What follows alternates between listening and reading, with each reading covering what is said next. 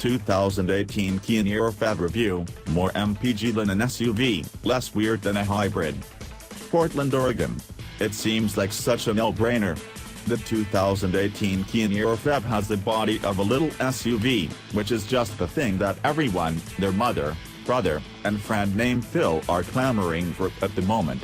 The rest of the plug-in hybrid segment is dominated by slug-shaped eco-mobiles that ape the Toyota Prius or that are literally a Toyota Prius.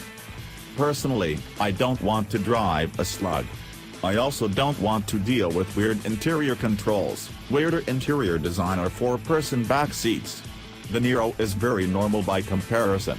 Get in, press start, slide completely normal PRNDL shifter into D, and go. Better still, the PHEV doesn't suffer from the laggardly throttle response of the regular hybrid Niro that hampers drivability and makes its EPA-estimated 49 miles per gallon combined a bit of a mirage. You'll either get that MPG and live with an accelerator pedal seemingly unattached to the powertrain, or slot the shifter into sport and live with fuel economy in the low 40s. That's far superior to the 20-something you'd get in comparably sized SUVs, but still short of the 50-something MPG in the Toyota Prius, Honda Insight or the Niro's mechanically related Hyundai Ioniq cousin. Compared to a typical, disconnected-feeling PHEV throttle, the Niro PHEV's throttle is perfectly normal, leaving sport to those moments when you want a little extra zest from your plug-in hybrid. Such a moment never seemed to arise. One can assume this is due to the larger battery that allows for greater electric input even when the plug-in battery range is depleted. When filled to the brim, it offers an EPA-estimated all-electric range of 26 miles, a figure I bettered by 1 mile during my evaluation route. That's nearly half of what you can get out of a Chevy Volt or Honda Clarity PHEV, but is similar to the Toyota Prius Prime and Ioniq PHEV. And really, how much you drive in all-electric mode makes the biggest difference. If your daily commute is in the 20-mile range, it doesn't really matter which of the above-mentioned plug-ins you choose. If it's more, though, the others will make more sense. The Volt and Clarity can run on electricity longer, and the Prius Prime and Ioniq are more efficient once their plug-in range is depleted. In the end, though, isn't this really just splitting hairs? The Niro PHEV is still extremely efficient. You'd maybe spend an extra $100 per year compared to the most miserly competing PHEVs, and is a more viable vehicle away from the daily commute given its body style and overall packaging. It also doesn't look like a slug.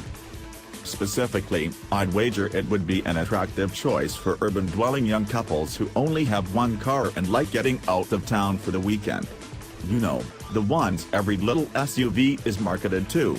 It may not satisfy the more rugged needs of certain crossover buyers. Its front drive-only and ground clearance stands at a modest 6.3 inches, but it maintains most of the benefits the majority of buyers actually care about.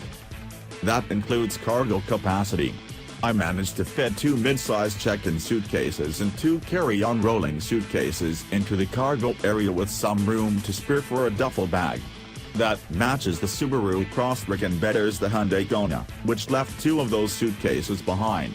On paper, the Niro's 19.4 cubic feet behind the back seat is actually closer to the Ioniq, but by being boxier, it's ultimately more functional.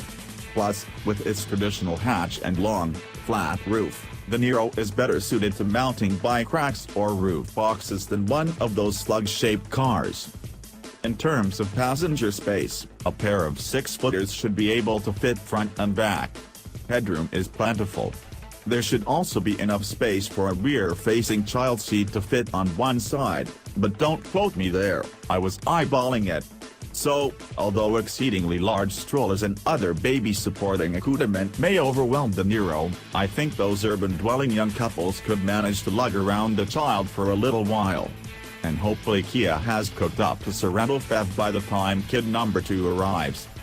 As for the price, the PHEV starts at $28,840, including destination, and tops out at $35,440 for the loaded X Premium. There are no options.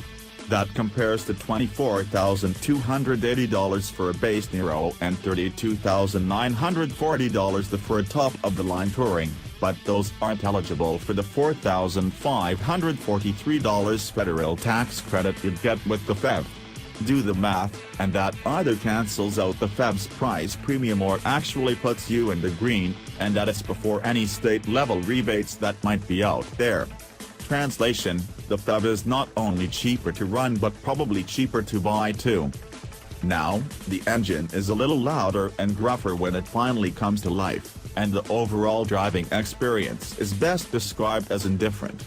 Those hardly seem like grave concerns given the bar set by both plug-in hybrids and subcompact SUVs, but it is something to consider if there's room for only one car in your garage. Something zestier, Ioniq, or refined clarity could be appreciated.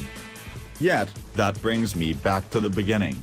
People prefer the SUV body style now, and the Niro is exactly that, while also meeting the errand-getting, fuel-sipping urban runabout MO of a plug-in hybrid without being weird, annoying, compromised or depressing. It seems like the way of the future.